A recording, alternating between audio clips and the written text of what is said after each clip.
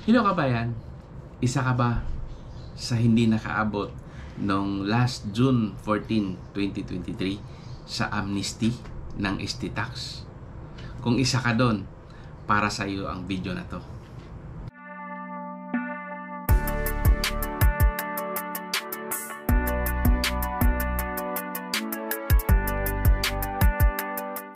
Alam mo kabayan, kung ikaw yung hindi umabot nung June 14, 2023 sa amnesty, may magandang balita ako sa iyo. Bakit? Nag-extend uli yung gobyerno natin para mabayaran natin yung estate tax na hindi na natin naabot nung last June 14, 2023. Ang good news, una, pwede nating bayaran na uli ngayon dahil nag-implement na sila ng IRR na pwede na nating bayaran yung amnesty. Binabalang nila noon nung second week ng September yun. So, kung isa ka sa hindi nakapagbayad, habulin nyo na, umpisahan nyo na, magbabayad ngayon.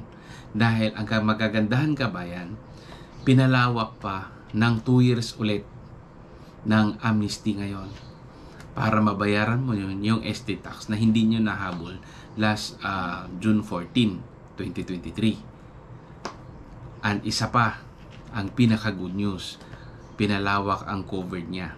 Bakit? Ang covered niya is May 31, 2022. So kung namatay siya between May 31, 2022 pababa, covered siya ng amnesty. So good news yan, di ba? So, kabayan, kung ikaw ay hindi pa nakapagbayad ng amnesty or estate tax, simulan nyo na ngayon. Kasi dumadami na sila uli. Kagagaling ko lang kahapon doon sa BIR, dumadami na sila ang nagpa-file ng amnesty doon ng estate tax, I mean.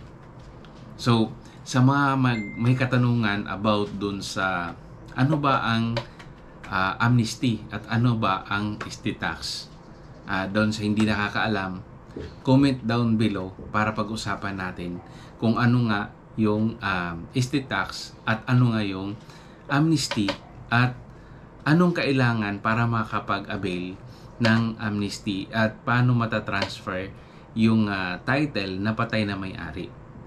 Comment down below kabayan para pag-usapan natin lahat yan. I-discuss ko inyo sa susunod na video, i-discuss ko inyo anong kailangan ninyo para makapag-avail kayo o makapagbayad kayo ng estate tax na makapag-avail ng amnesty.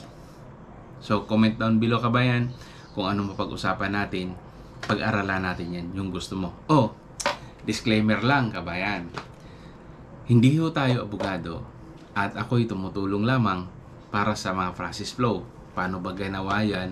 Paano ba yung process sa paggawa ng para mag-avail ng amnesty? Paano mag-file ng estate tax sa BIR? At paano magta-transfer ng title kapag patay na may-ari? Process flow lang ang pinag-usapan natin dito. Kung bago kayo sa channel ko, makisuyo naman kabayan. Please subscribe and click the bell button below para ma-notify kayo kung anong bagong video natin na sa susunod natin pag-usapan at updated kayo kung anong meron tayo ngayon. Yun na lang muna.